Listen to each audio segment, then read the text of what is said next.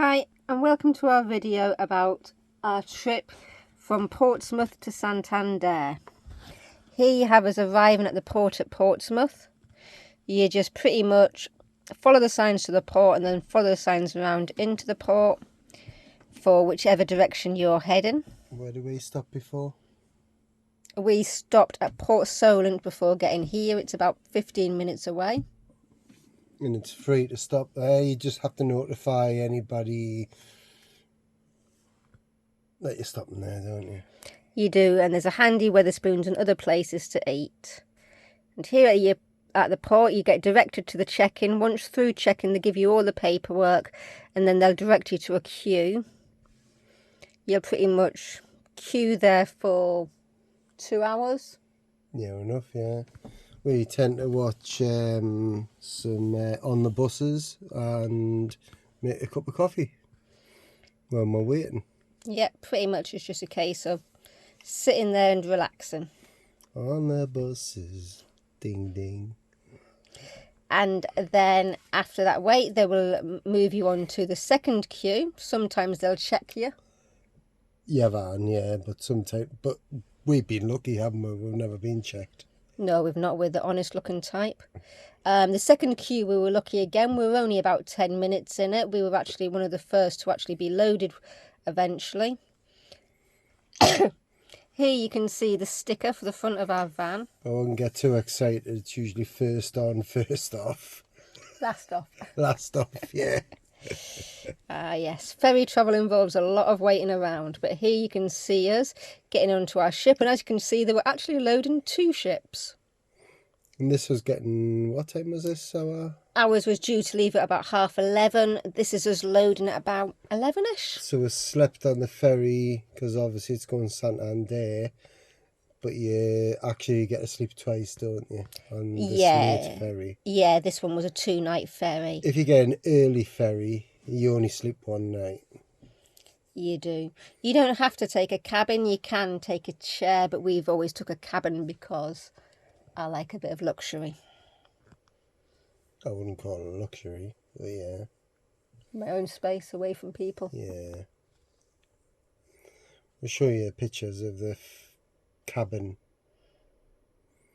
forthwith. Yeah. But here you can see Monkey and the cat admiring the ferry as we come on board. It looks tighter than what it is. It's actually pretty roomy to get on, isn't it? Yep, I find it's fine when I'm driving. Yeah, which has never happened. That's true. It's probably why I find it fine.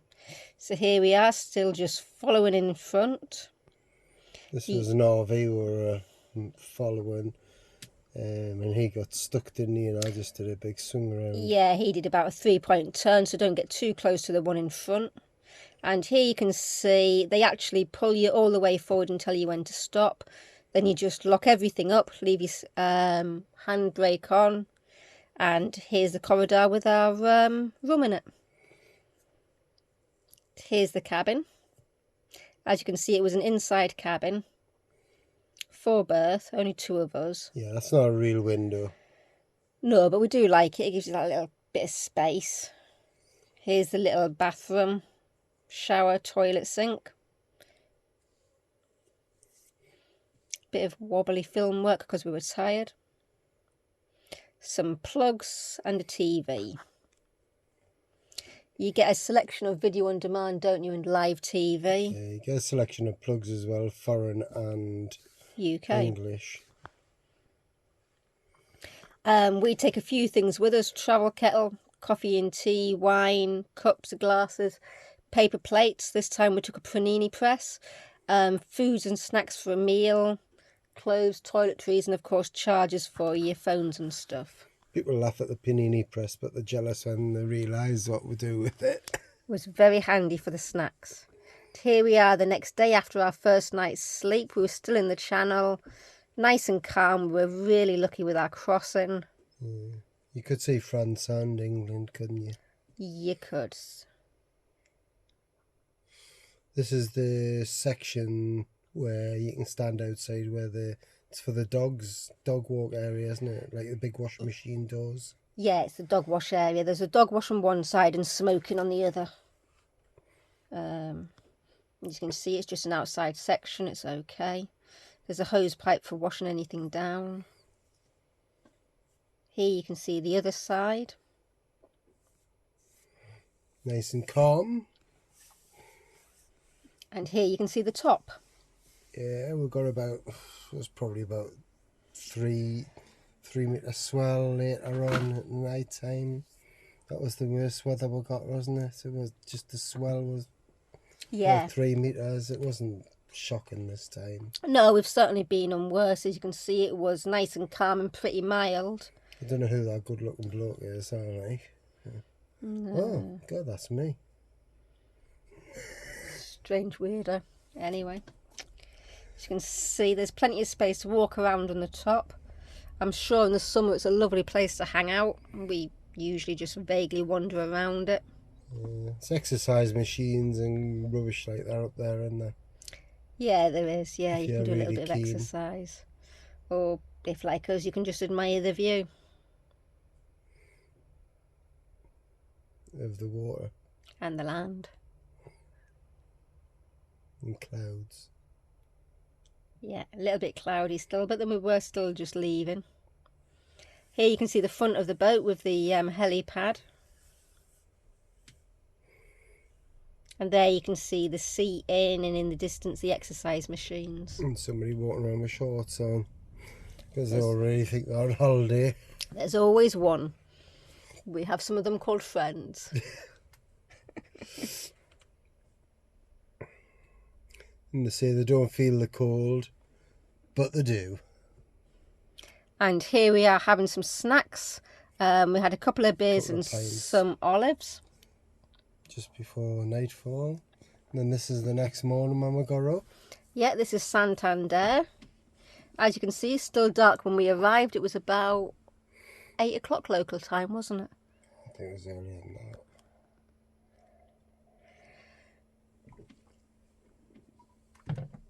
There you can see Santander as we slowly pull in along to the dock. They've actually changed all the ports this year, hadn't they? So it's now a little bit different. Seem to change it every year, don't they? Yeah, probably like a game of musical chairs.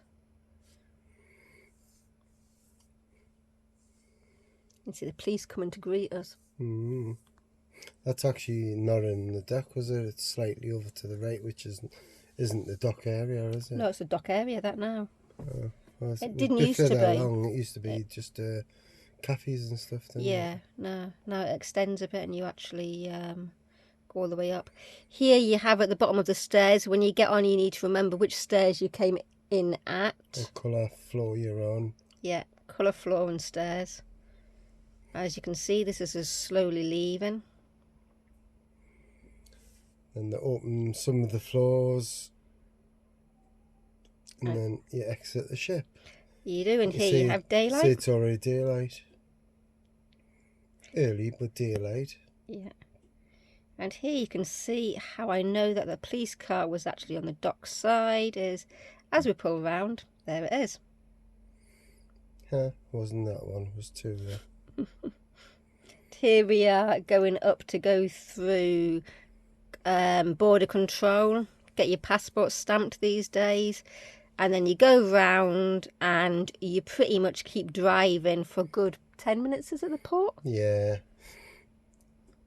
You will get the odd idiot just pulling in casually and it confuses everybody, but you just go around them. You see all of these just pulled in for no reason. Yeah, people pulling for various reasons to sort something out, because they're lost, because like hours their sat nav is telling them to do something different than to try and leave the port. But pretty much you just keep driving until you eventually see the exit sign. Yeah, and you hit the main road, don't you? You do. And there is our ferry, which was the Salamanca this time.